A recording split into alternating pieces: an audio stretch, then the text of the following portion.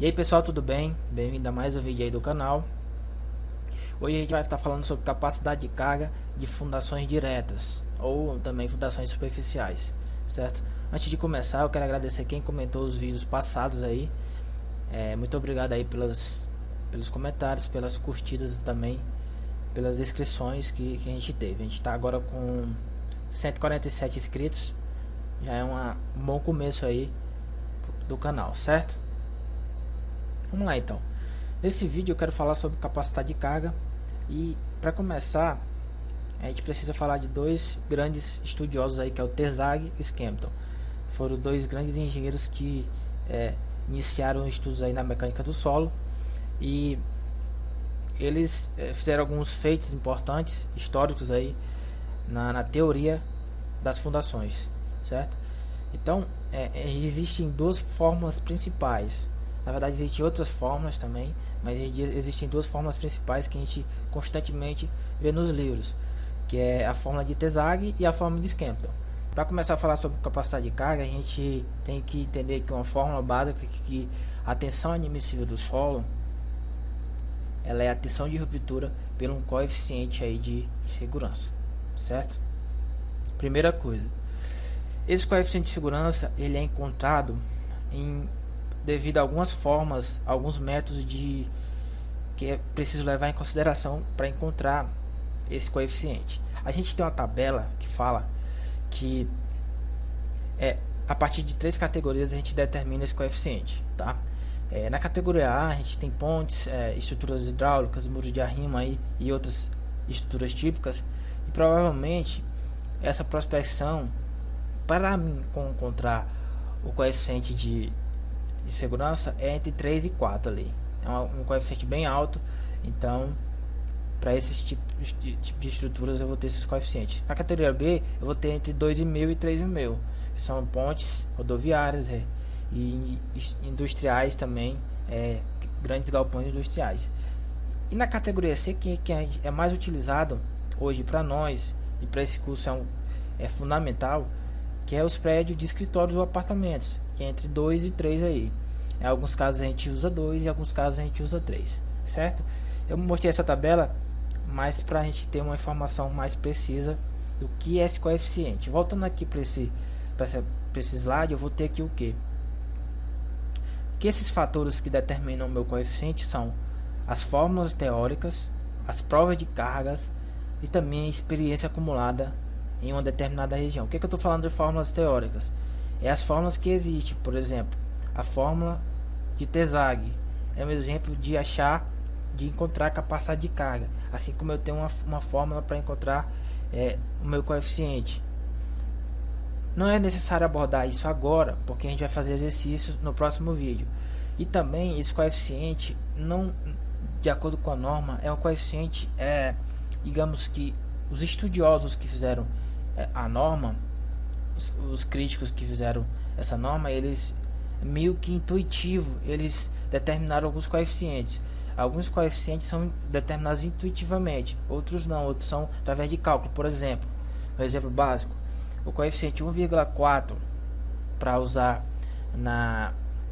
para minorar as cargas de uma estrutura é o que? 40%.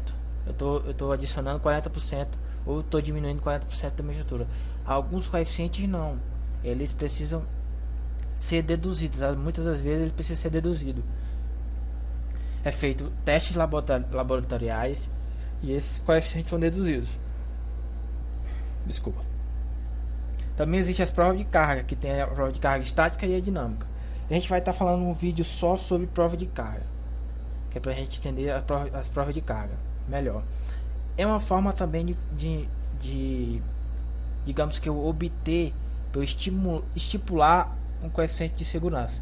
E tem experiências acumuladas na região, ou seja, é aquele profissional que ele tem uma larga experiência naquela região, naquele determinado local, e ele já fez alguns experimentos e ele digamos que ele determina um coeficiente de segurança, tá? Então, resumindo, a tensão admissível nada mais é do que a tensão de ruptura dividido pelo coeficiente de segurança. Essa tensão admissível é a tensão que a gente vai usar nos nossos cálculos estruturais. É isso que eu quero que vocês assimilem agora, tá? Para mim achar também essa capacidade de carga, eu preciso de alguns parâmetros, tipo e do estado do solo. Ou seja, eu falo uma areia, uma argila, um silt. Eu falo estado, o que é que eu falo? Compacidade do solo, consistência, se esse solo é muito poroso ou não, dimensão e a forma da fundação, se a minha fundação ela é circular, se ela é retangular, se ela é quadrada ou de qualquer outro formato. E esse fator ele vai influenciar na minha capacidade de carga. Profundidade da minha fundação. Quando eu falo profundidade, é a minha cota de assentamento da minha fundação. A profundidade, pessoal, ela está envolvida também devido ao quê? Porque eu posso ter não apenas um solo, mas dois ou mais solos acima da minha cota de arrasamento. Ou seja, a minha cota de arrasamento é aqui, eu tenho mais solos acima, tenho camadas diferentes. Ou seja, eu tenho pesos específicos diferentes de solo. Então eu preciso levar em consideração isso também. Em qualquer forma de capacidade de carga é necessário levar em consideração esses parâmetros, tá? Então vamos lá para a forma geral de TESAG. Aí, em 1943 ele propôs uma regra que na verdade foi uma fórmula que dentro dessa fórmula tem 3 fórmulas diferentes, que ele calcula a coesão, a sobrecarga e o atrito. Ele determinou essa fórmula, ele fez a soma dessas 3 fórmulas, determinou a fórmula geral de TESAG, que ela serve tanto para sapata corrida, como sapata retangular, isolada, circular, vários tipos de fundações aí, vários métodos de fundações superficiais. Então, para a gente entender aí a fórmula de TESAG aí no slide, a gente tem a tensão de ruptura, ela é igual à coesão mais a sobrecarga mais o atrito desse solo. É importante entender o que? Eu posso ter solo que tem mais atrito e menos coesão. Eu posso ter solo que tem mais coesão e menos atrito, como a argila.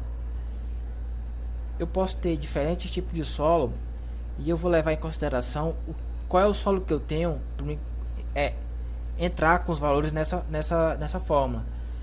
Eu posso ter situações que eu não vou ter muito atrito, eu posso desprezar o atrito.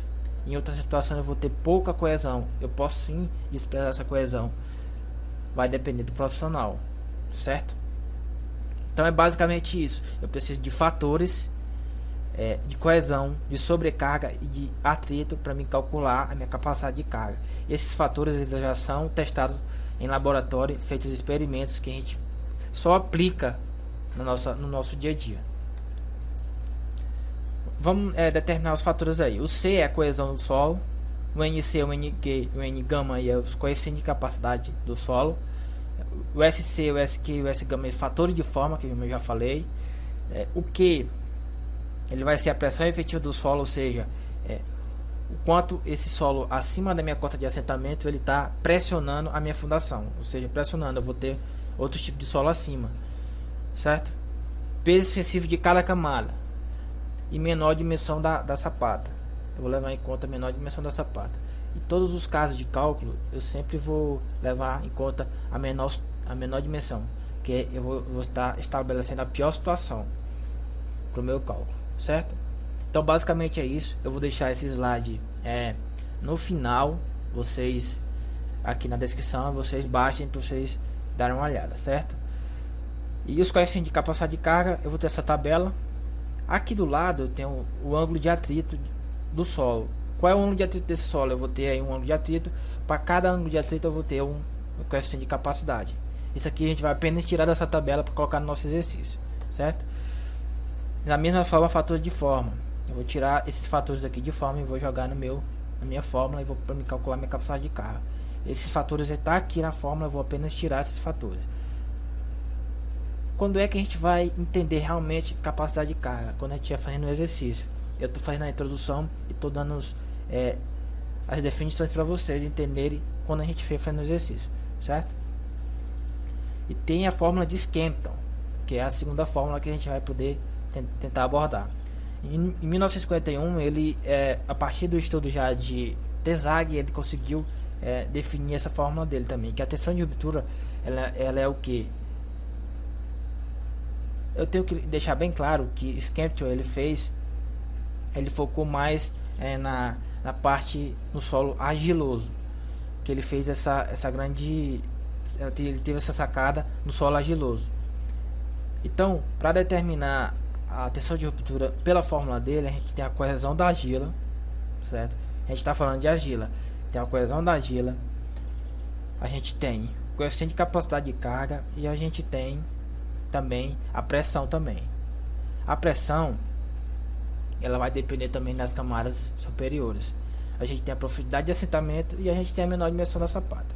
Isso a gente vai colocar também no exercício. Eu quero que vocês aprendam agora nesse vídeo que existe dois métodos principais de cálculo de capacidade de carga, e que esses métodos eles necessitam de coeficiente de capacidade de carga, que é obtido através de experimentos laboratoriais, depende das camadas do solo, certo? Depende do formato da minha camada, da minha sapata, do meu bloco, sei lá, qualquer tipo de fundação. E ele sendo direto, né, que no caso a gente está calculando capacidade de carga superficial, ou seja, não é capacidade de carga de fundações profundas, de estaca, por exemplo, que já é outro método que a gente usa. Inclusive, Tesague também tem um estudo sobre isso, mas lá a gente vai usar o método Alck-Veloso, certo? Bom, então a gente tem também aí os fatores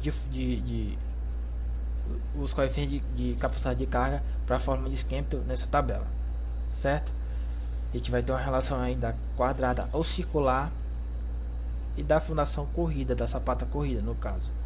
E para sapatas retangulares a gente utiliza essa fórmula aqui embaixo, que é uma fórmula bem simples, que na verdade nada mais é do que 20% da relação do menor lado sobre o maior lado mais 1 vezes o coeficiente de capacidade de carga. Apenas isso para sapatas retangulares. Ou seja, o que é que a gente vai, o que é que vocês entendam aqui nesse vídeo é que vocês precisam entender as definições, precisam saber quais são os valores que está na tabela para a gente colocar no exercício.